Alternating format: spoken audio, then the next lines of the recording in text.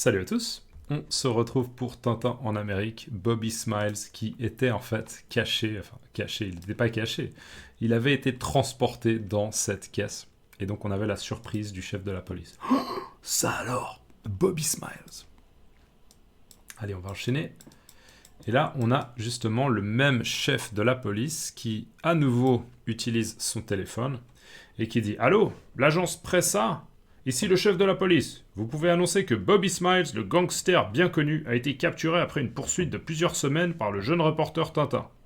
Bobby Smiles vient de m'être livré à domicile par colis postal. Oui, par colis postal. Vous pouvez l'annoncer. Alors, allô, l'agence Pressa ? Donc là, le chef de la police, il vérifie que c'est le bon numéro de téléphone et qu'il est en train de parler à une personne de l'agence Pressa. D'accord ? Il faut s'imaginer que c'est une agence de presse, c'est une agence qui donne des informations, d'accord, sur l'actualité. Ok, donc est-ce que c'est bien l'agence Pressa ?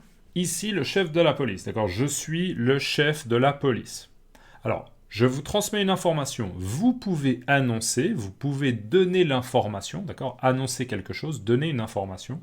Vous pouvez annoncer que Bobby Smiles, le gangster bien connu, donc Bobby Smiles, que beaucoup de gens connaissent. Il est connu parce qu'il y a beaucoup de gens qui savent « Ah oui, Bobby Smiles, c'est un gangster. » D'accord ? Que Bobby Smiles, le gangster bien connu, c'est comme une célébrité d'une certaine manière. Il est comme une célébrité, il est bien connu. Il a été capturé. D'accord ? Ça veut dire qu'il n'est pas en liberté, il est capturé. Il est capturé par Tintin et maintenant par la police. D'accord ? Il a été capturé.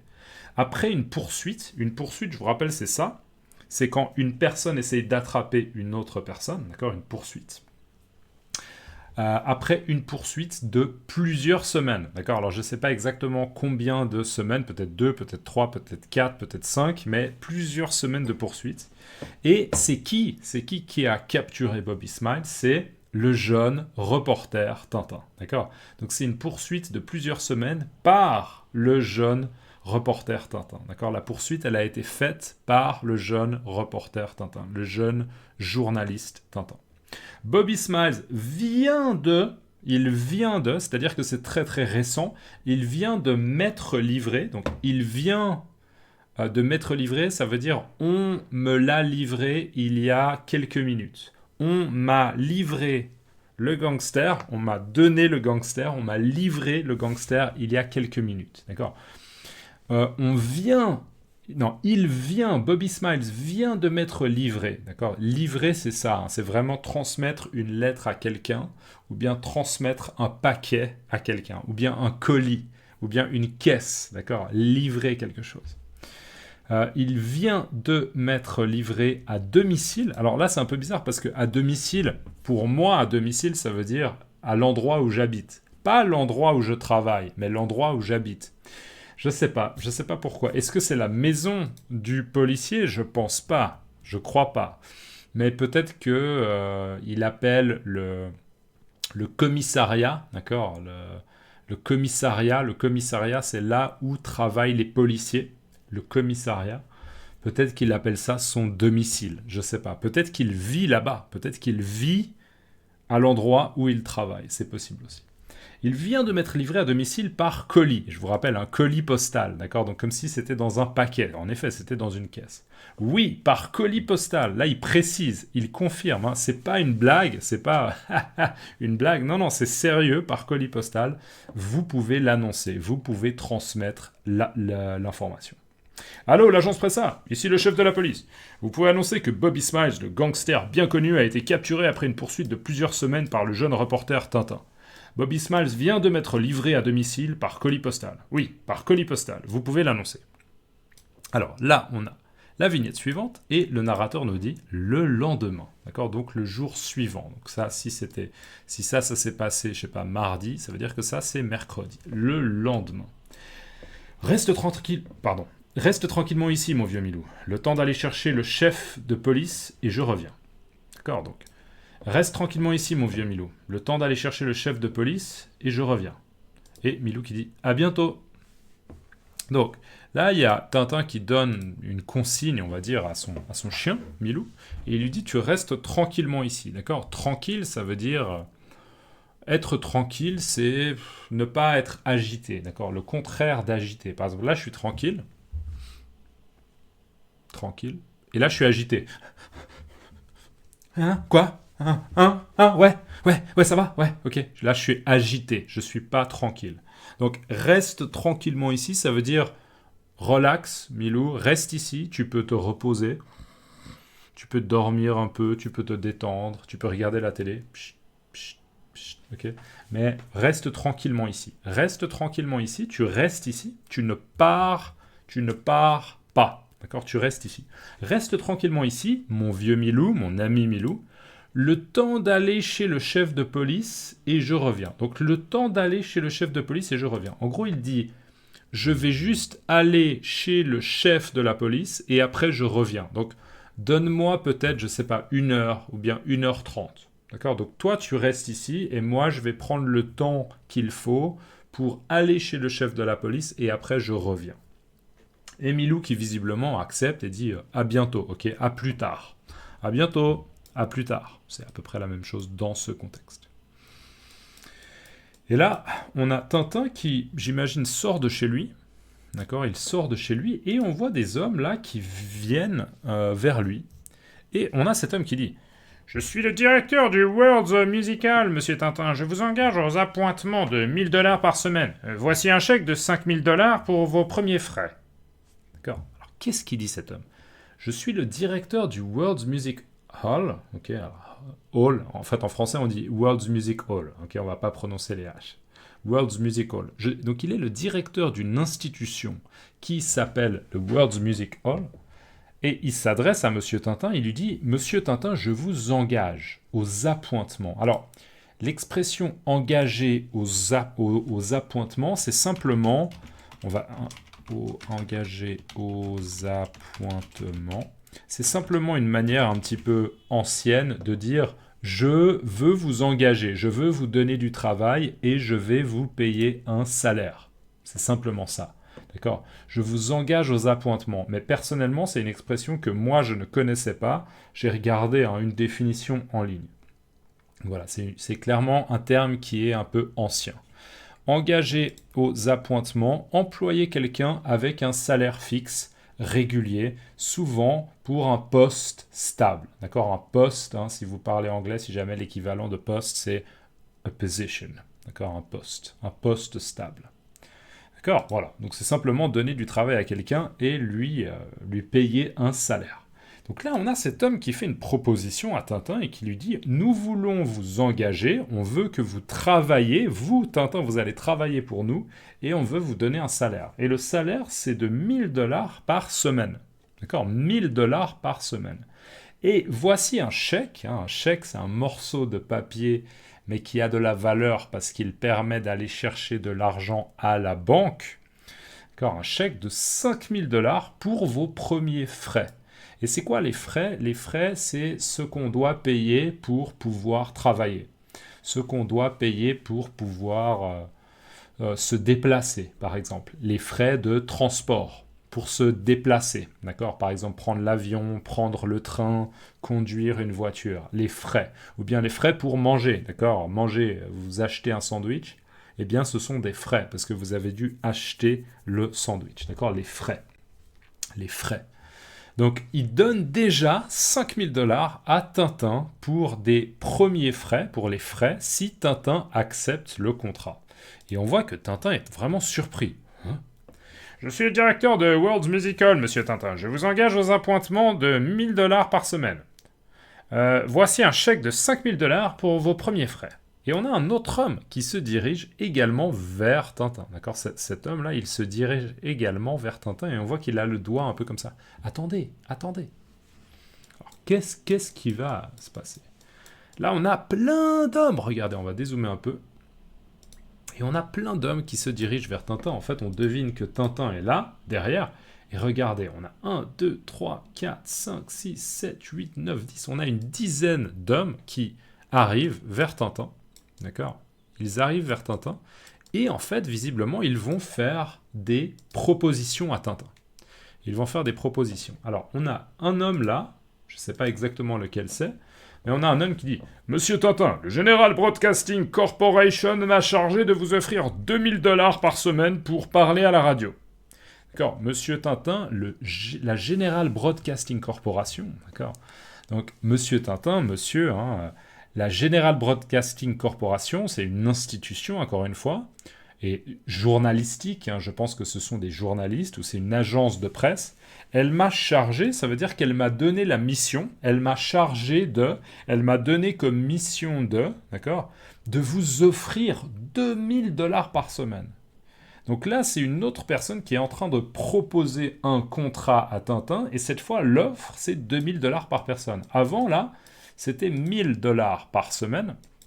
Et là, maintenant, l'offre, on pourrait dire qu'elle est encore plus alléchante. Ça, c'est alléchant, d'accord ?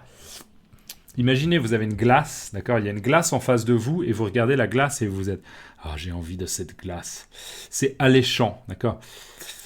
Imaginez un chien qui voit un gâteau, et il est comme ça...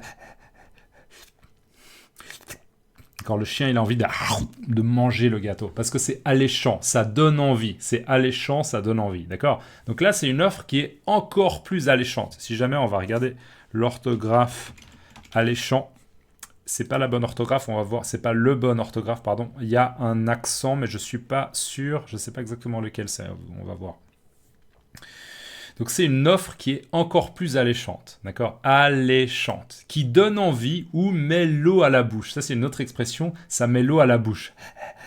Ça met l'eau à la bouche, ça donne envie, au sens propre ou au sens figuré. Ça peut être un plat qu'on mange, et ça peut être aussi une offre de travail qui est très alléchante. D'accord ? Voilà, alléchant. Vous avez la définition ici.